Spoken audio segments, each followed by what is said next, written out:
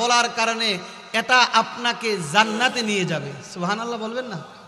আল্লাহ বলছেন قال الله هذا يوم ينفع الصادقين صدقهم لهم جنات تجري من تحتها الأنهار خالدين فيها أبدا।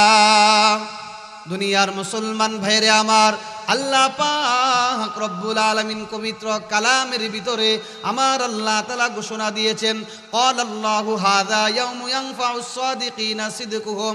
হাশরের ময়দানে যেই সমস্ত লোকগুলো দুনিয়ার ভিতরে জবানের দ্বারা সত্য কথা বলতো, আমার আল্লাহ তাআলা বলেন এই সত্য কথাটা বলাটা তার জন্য জান্নাতের কারণ হয়ে যাবে।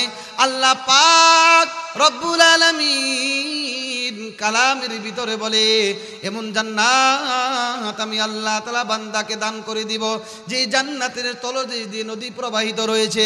আমার বান্দা চিরকালের জন্য সেই জান্নাতের মধ্যে বসবাস করবে। সুবহানাল্লাহ।